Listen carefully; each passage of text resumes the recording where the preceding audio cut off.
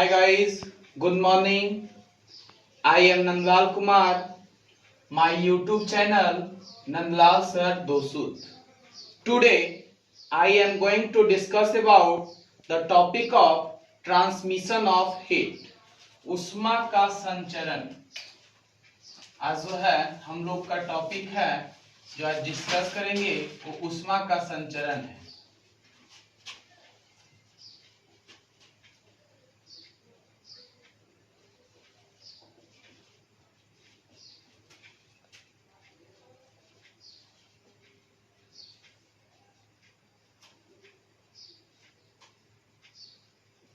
Transmission of heat, उष्मा का संचरण। पिछले क्लास में उष्मा के बारे में हम लोग अध्ययन किए थे, उष्मा टेम्परेचर के बारे में अध्ययन किए थे। इसके पहले मेरा उष्मा वाला टेम्परेचर वाला 2 वीडियो डाला हुआ है। आज जो हम सीखेंगे वो ट्रांसमिशन, उष्मा का स्थानांतरण कैसे होता है। 5 मिनट ध्यान पूर्वक हमारी ओर ध्यान दीजिएगा, जिसमें कॉन्सेप्ट आपको दिया जाएगा। अब ध्यान देना है, जैसे संचरण का मतलब या स्थानांतरण का मतलब होता है कि एक स्थान से दूसरे स्थान तक जाना। पर जैसे हम लोग एक स्थान से दूसरे स्थान तक किस माध्यम से जाते हैं? या तो अपने पैरों के माध्यम से जाते हैं, या तो कोई बाइक के माध्यम से जाते हैं, साइकिल के माध्यम से जाते हैं, या अन्य वाहन के माध्यम से जाते हैं। तो एक स्थान से दूसरे स्थान तक जाना ही स्थानांतरण हुआ।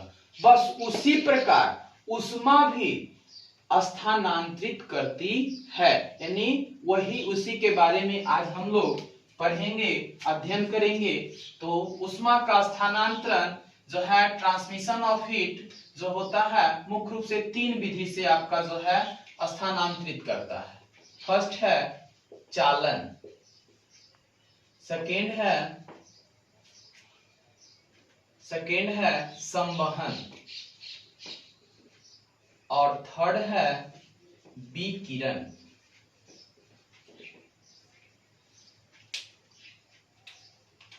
कंडक्शन,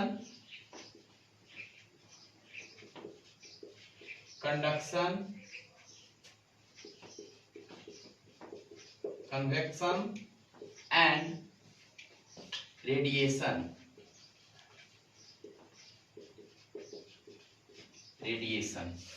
तीन विधि से स्थानांतरित होता है उष्मा का संचलन जो है, मुख्य रूप से यह 3 विधि से होते हैं।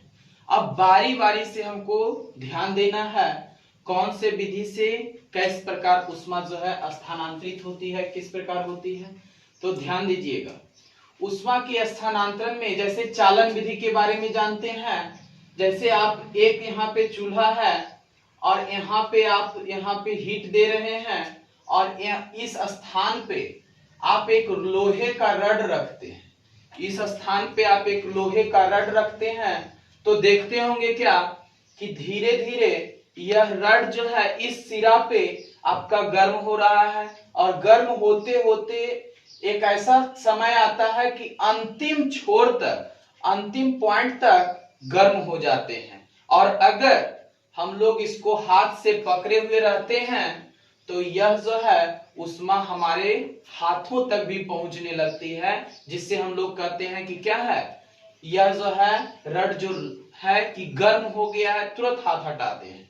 यानी उष्मा का संचालन, यानी चालन विधि में उष्मा का संचालन, यानी जिस विधि में उष्मा का संचालन जो होगा कण के बिना स्थानांतरित किए हुए अगर होता है, तो समझना है वो चालन विधि से स्थानांतरण हो रहा है उष्मा का। मतलब कि कण का स्थानांतरण नहीं, जैसे रड है तो कहीं यहाँ रड है तो इसमें कण का स्थानांतरण नहीं हो रहा, यह इसको उष्मा दिया, इस पार्ट को, फिर यहां से यह इसको दिया, इसी प्रकार जो है लास्ट पार्ट तक यह गर्म हो गया। तो समझते हैं कि यह जो हुआ सो क्या है, चालन विधि से, कंडक्शन विधि द्वारा यह जो है उष्मा का संचालन होता है। और धातु में मुख्य रूप से जो है चालन विधि द्वारा ही उष्मा का संचालन होते हैं।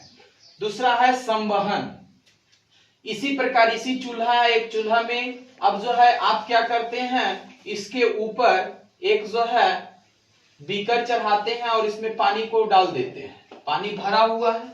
अब जिसमें पानी जब भरा हुआ है तब देखते हैं क्या कि जब इसमें हीट देते हैं तो आप ऐसा देखते होंगे इसमें कि धीरे धीरे उष्मा इस बर्तन तक नीचे में जो पानी है उसको उष्मा मिल रही थी, और वह जो उष्मा मिल रही थी तो धीरे धीरे पानी जब गर्म होता है तो पानी गर्म होकर ऊपर की ओर जाता है। आप देखे होंगे कि एक जो है जब पानी गर्म होगा तो रेसे जैसा आपको दिखाई पड़ेगा, बुल्ला जैसा। उसी प्रकार तो वह पानी गर्म हुआ और वहां से उठकर ऊपर चला गया, यानी इसको उष्मा मिला। अब ऊपर वाला पानी जब देखा कि कहां से यानी आपको हीट मिला तो नीचे, कह रहा है कि नीचे जाइए, नीचे नीचे में आपको जो है हीट मिले। तो यहाँ जो ठंडा पानी था वो नीचे आया। यानी इस विधि में उष्मा के संचालन में कण का स्थानांतरण हो रहे हैं। यानी जिस विधि में उष्मा के संचालन के लिए कण का स्थानांतरित होते हैं और उसी को हम लोग संवहन विधि कहेंगे। विकिरण, इसमें जो है नो मीडियम, किसी प्रकार के जो है मीडियम की आवश्यकता नहीं होगी इसमें, जिसमें डायरेक्ट रूप से जो है कोई वस्तु डायरेक्ट आ रहे हैं, इसको नो जो है विकिरण विधि में रेडिएशन जो है जिसमें उष्मा के संचालन के लिए किसी प्रकार की माध्यम की आवश्यकता नहीं होगी, डायरेक्ट जब होगा गर्म होगा तो आपका विकिरण विधि द्वारा होगा। दूसरे एग्जांपल से हम लोग चलते हैं। जैसे अगर हमें क्लास में सभी व्यक्ति के पास अगर हमें पेन को बांटना है तो हम एक पेन का बंडल लाए और बंडल लाने के बाद आप दे दिए स्टूडेंट्स को कि जो तुम्हारा हिस्सा है उस पार्ट्स को तुम रखो, उसके बाद जो है उष्मा का स्थानांतरण जो है आप उस जो हिस्सा तुम्हारा है वो रखो, बाकी तुम स्थानांतरित करते चल जाओ, बगल वाले को देते चले जाओ। तो तुम क्या किया, आपका जो हिस्सा था वो रखा, फिर बगल वाले को दिया, वो पीछे बढ़ाया। उसी प्रकार जो है पूरे क्लास में पेन बट गया। तो जिस प्रकार अब पूरे क्लास में जब पेन बट गया तब हम कहेंगे कि वहां पर पेन का जो है बंटवारा यानी जो है पहुंचा, जो माध्यम हुआ वो क्या हुआ, चालन विधि द्वारा जो है हम पेन का बंटवारा यानी पेन को जो है पूरे क्लास में बांट दिए। अब यहां से समझना है कि पूरे पेन का अब जगह यानी हम कहीं नहीं गए, यहीं रहे और सभी स्टूडेंट्स भी अपने जगह पर बैठे रहे और उसको कलम मिल गया। यानी कण का बिना स्थानांतरण किए हुए अगर उसे मिल जाता है तो हम कहेंगे क्या है, चालन विधि द्वारा, कंडक्शन विधि द्वारा जो है वहां पे क्या हुआ, कलम के बंटवारा, कलम के जो है बंटवाए। संवहन, अब यहाँ पे हम कलम बांट रहे हैं तो एक एक स्टूडेंट उधर से आएगा, एक एक स्टूडेंट्स वहां से आएंगे और यहाँ आकर ले जाएगा। आया यहाँ पे एक स्टूडेंट यहाँ आया तो हम पेन दिए, वो जाकर पीछे बैठा, बगल वाला को दिखाया कि पेन मिला, वो पूछा किधर, जाइए आगे जाइए आगे जाइए, वो आया आगे, फिर उसको दिए, उसके बगल वाला पूछा कहां से पेन मिला, तो आगे, फिर वो आया, मतलब कि वह व्यक्ति यहाँ आकर लिया, यानी जो है व्यक्ति का स्थानांतरण हुआ। तो हम कहेंगे कौन विधि द्वारा कलम का बंटवाए, तो संवहन विधि हो जाएगा। विकिरण विधि में डायरेक्ट सभी अपने स्थान पे है, बैठा हुआ है, फेंक कर हम अगर दे दिए, फेंक कर उसको कलम को दे दिए तो समझेंगे कि वहां जो है पेन का जो बंटवारा किए, पेन जो बांटे वो कौन सा विधि, विकिरण विधि द्वारा।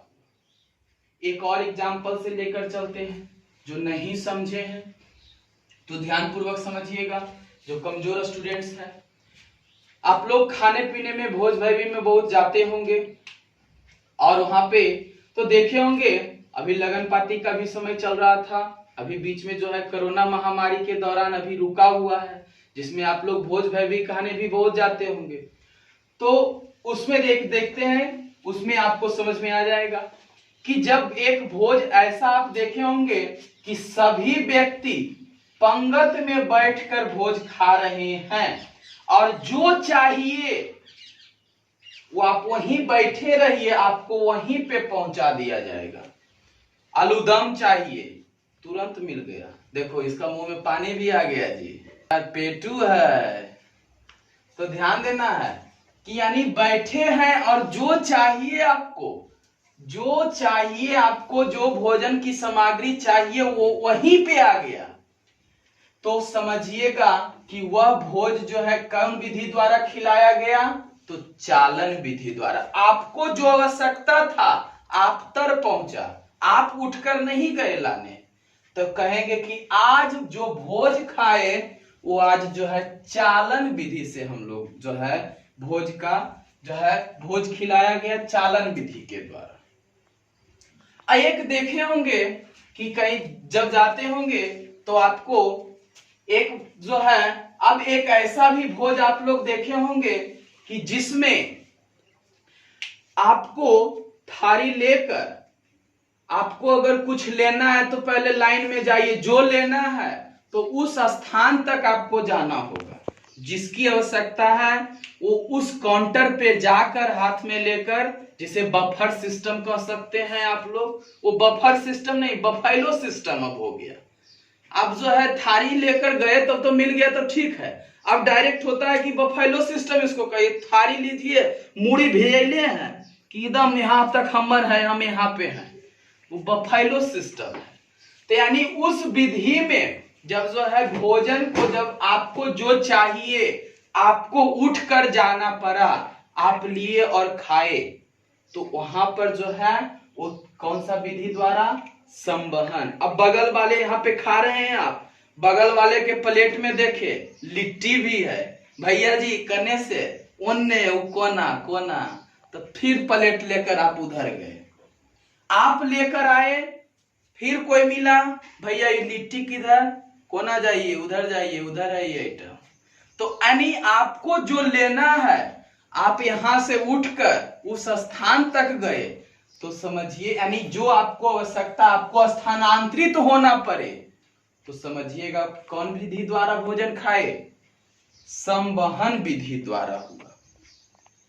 अब अगला विकिरण, आप अपने दोस्तों में जब खाते हैं, पेट उठ भर जाता है जी, तब आप जो है पूरी वगैरह को लेकर फेंका फेंकी करते हैं, ये पूरी तू खो, उखो, उका नहीं हम नहीं खाएंगे, उसको दिए, यानी फेंका फेंकी किए, तो समझ जाइए वो कौन सा विधि, विकिरण विधि द्वारा भोजन का। वहां जो है तो अब समझ गए होंगे कि ऊष्मा का स्थानांतरण। एक और बाराती, एक और एग्जाम्पल लेकर चलते हैं। बाराती जाते हैं तो आप बैठे हुए हैं, गए, कुछ ऐसा बाराती देखें कि बैठे तुरते पैकेट चलाए, आपको 10 पैकेट दे दिया गया, आप उसको बढ़ाए, उसको बढ़ाए, चारों बगल बढ़ा दिए, तो कहेंगे कि कौन सा विधि द्वारा, चालन विधि द्वारा।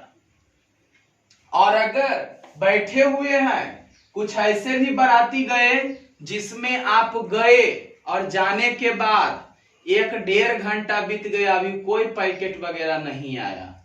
थोड़े देर के बाद देखे कि उधर से एक व्यक्ति हाथ में पैकेट लेकर खा रहा है, तो गए, भैया जी किधर पैकेट लिए, उधर जाइए, उधर जाइए, आप उठकर गए वहां और पैकेट लिए।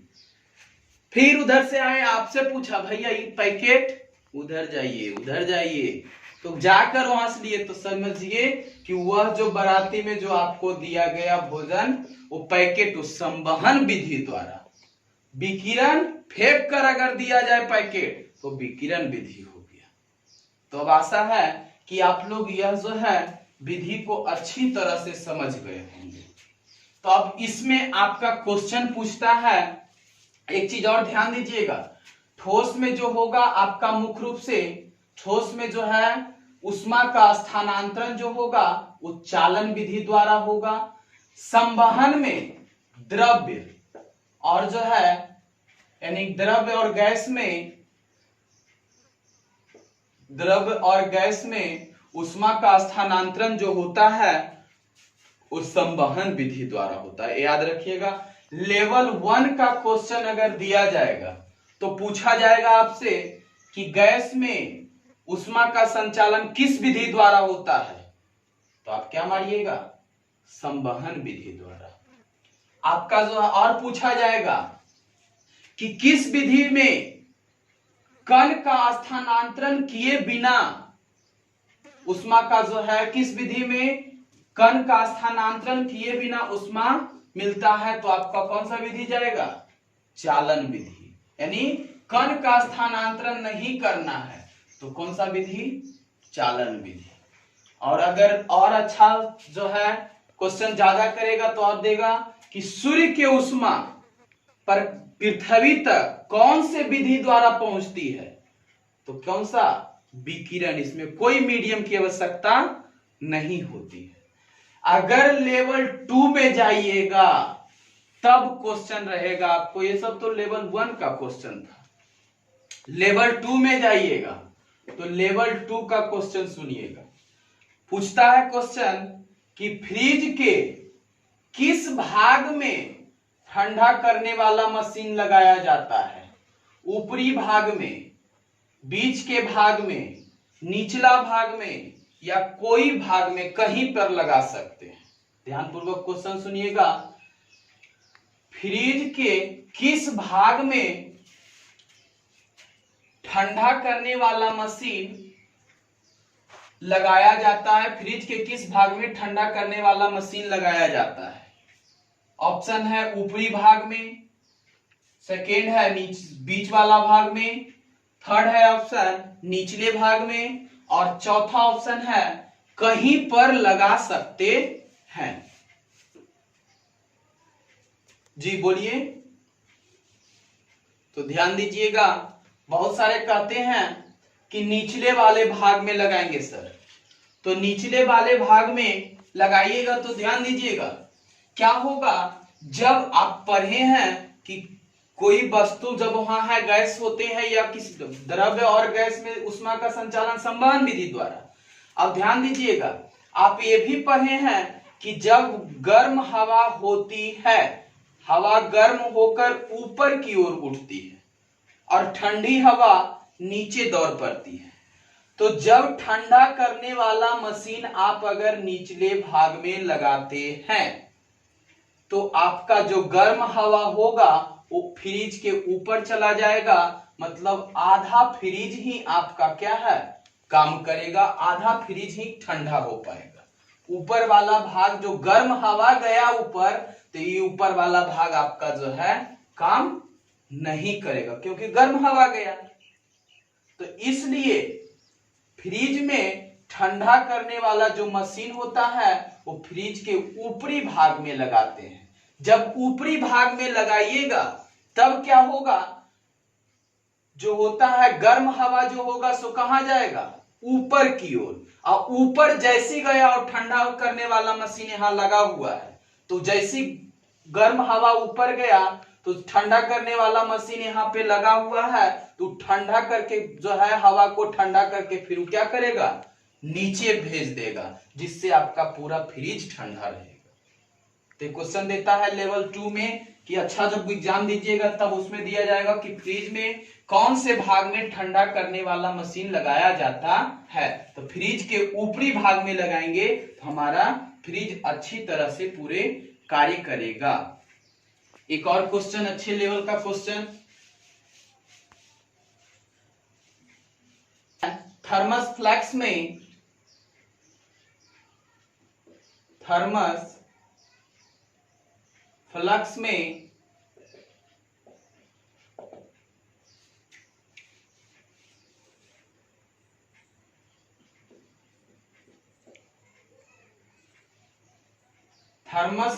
में उष्मा के संचलन, इसे दो क्वेश्चन यहां पे देंगे, ध्यान दीजिएगा। थर्मस फ्लक्स में उष्मा के संचलन को रोकने के लिए कौन से विधि की आवश्यकता होती है? थर्मस जो बोतल देखे होंगे, थर्मस में आप देखे होंगे कि उसमें जब कोई चीज गर्म रखते हैं, कोई चाय वगैरह डालते हैं या दूध वगैरह जो भी गर्म वस्तु रखते हैं उसमें डाला जाता है तो गर्म ही रहता है, ठंडा डालते हैं तो ठंडा ही रहता है। यानी जिस रूप में आप डालते हैं उसी रूप में बहुत देरी के बाद तक भी आपका उसमें, तो क्यों होता है उसके कारण, तो ध्यान दीजिएगा। क्वेश्चन ये सेट में भी दिया जाता है कि थर्मस फ्लक्स में उष्मा के संचरण को रोकने के लिए कौन से विधि का उपयोग किया जाता है? पहला ऑप्शन है चालन विधि, चालन। दूसरा है संवहन, तीसरा है विकिरण और चौथा है इनमें से सभी, इनमें से सभी, ऑल ऑफ दीज जिसे कह सकते हैं। तो ध्यान दीजिएगा, यानी थर्मस फ्लक्स में उष्मा के संचालन को रोकने के लिए कौन से विधि का उपयोग किया जाता है। और एक क्वेश्चन और इसी से रिलेटेड दे रहे हैं, उसके बाद आप उसका आंसर सोच के रखिए। फिर एक क्वेश्चन है कि थर्मस फ्लक्स में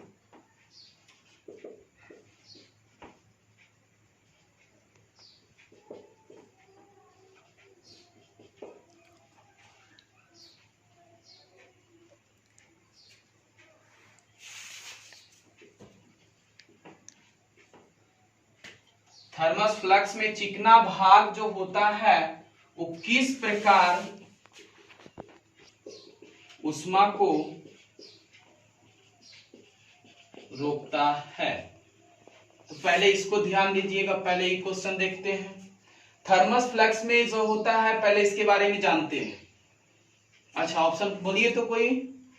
चालन, संवहन, विकिरण, इनमें से सभी, कौन सा विधि का उपयोग होगा जी? ए नंबर, बी बोल रहे हैं? नहीं, संवहन। वो संवहन बी। अच्छा, देखते हैं। देखिए, थर्मस फ्लक्स के बारे में इसमें थोड़ा सा देख लेते हैं, इसका डिटेल पहले बताते हैं। देखिएगा, जब एक हम बोतल लेते हैं,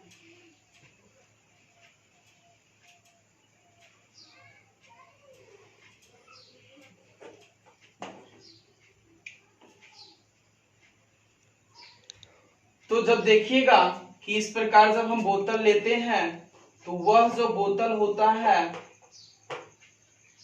उसमें डबल लेयर रहता है, उसमें डबल लेयर लगा हुआ होता है।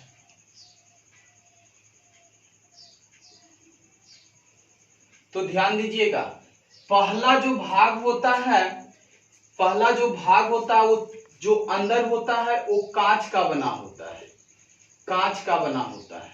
और कांच जो होते हैं वो क्या है? बैड कंडक्टर ऑफ हीट, यानी उष्मा का कुचालक होता है। तो अंदर जो दिया जाता है, ऊपर से भले ही कितना महंगा बोतल लीजिए, ऊपर से कितना हो स्टील वगैरह लगा हुआ रहे, फिर भी वह उसके अंदर कांच ही रहता है। आप सुने भी होंगे कि जो है थर्मस बोतल मेरा फूट गया, तो फूट जाता है, वही कांच फूटता है। तो इसलिए पहला वहां पे जो है पहला सतह जो है कांच का बना हुआ है और कांच से उष्मा का संचालन नहीं होगा। तो किसको, कौन सा विधि को रोक दिया? चालन विधि को रोक दिया। दूसरा, यहाँ पे जो है दो लेयर बनाया जाता है जिसमें वैक्यूम बन जाता है, यहाँ निर्वात हो जाते हैं।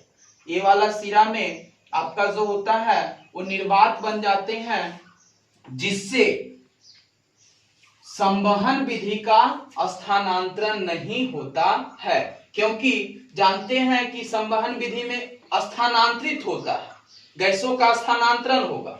तो जब वहां पर वैक्यूम हो गया तो वहां पर कोई मीडियम ही नहीं है, तो फिर संवहन का भी रोका गया, यानी वैक्यूम बना दिया। तो वैक्यूम जब बना दिया तो वहां पे क्या है, वहां पर गैस गया, तो वहां पर कोई माध्यम ही नहीं है। तो उसमें जब माध्यम नहीं है तो उस रूप से संवहन विधि का भी, इसीलिए थर्मस बोतल के दोनों सतह के बीच जो है वैक्यूम बनाया जाता है, निर्वात बना दिया जाता है संवहन विधि को रोकने के लिए। यानी दूसरा ऑप्शन भी आपका सही हो जाएगा। तीसरा, चिकने सतह पर जो होता है वो विकिरण ऊर्जा जो होता है, विकिरण जो जितना चिकना होगा सतह, उसी लिए जो होता है उसके देखेंगे थर्मस फ्लैक्स जो होता है चिकना बनाया जाता है ऊपर से, तो उसको जो है मुख्य रूप से विकिरण चिकने सतह पे बहुत कम होता है, इसलिए वहां पे विकिरण का भी उपयोग, तो इसका ऑप्शन जाएगा इनमें से सभी। यानी थर्मस फ्लैक्स में जो है कौन सा विधि द्वारा ऊष्मा का संचालन रोका जाता है, तो सभी विधि का जो है चालन को भी रोका गया, संवहन भी रोका गया और विकिरण भी रोका गया। इसी जब तीनों भी जो है माध्यम रुक गया तो फिर तभी जो है हम थर्मस फ्लैक्स में कोई भी जो है गर्म वस्तु रखते हैं, कोई भी लिक्विड गर्म रखते हैं तो गर्म ही रहता है, ठंडा रखते हैं तो ठंडा ही रहता है, क्योंकि ऊष्मा का संचालन नहीं होता है। एक अगला क्वेश्चन है, आप लोग अच्छे से समझ रहे हैं इसलिए मैं क्वेश्चन को थोड़ा सा पढ़ा रहा हूं, ध्यान दीजिएगा। अगला क्वेश्चन है इसमें कि अगर गुरुत्वाकर्षण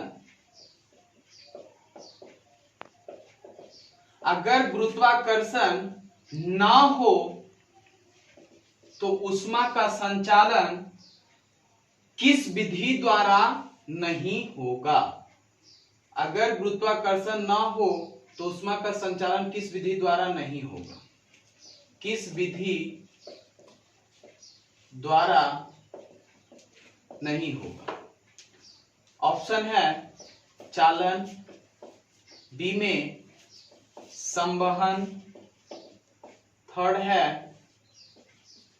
विकिरण और डी है नन ऑफ दीज। तो ध्यान दीजिएगा, गुरुत्वाकर्षण अगर नहीं होगा, चालन विधि में तो आप जान रहे हैं कि जो है ऊष्मा का स्थानांतरण ठोस पदार्थ से लगातार जाता है। तो जैसे देखते हैं संवहन विधि में क्या होता है, इस रूप में जब पानी भरा हुआ है तो पानी जब ऊपर गर्म होकर ऊपर जाएगा, पानी तो ऊपर गर्म होकर चला गया, अगर गुरुत्वाकर्षण नहीं होगा तो पानी ऊपर चला गया गर्म तो ठंडा पानी नीचे आएगा ही नहीं। उसी के कारण जो है ठंडा पानी जो नीचे आता है वो आपका गुरुत्वाकर्षण के कारण ही आएगा। तो जब जो है गुरुत्वाकर्षण नहीं होगा तो मुख्य रूप से संवहन विधि द्वारा जो है ऊष्मा का स्थानांतरण नहीं होगा। एक क्वेश्चन आप लोग बनाइएगा, आपका क्वेश्चन है दिन में हवा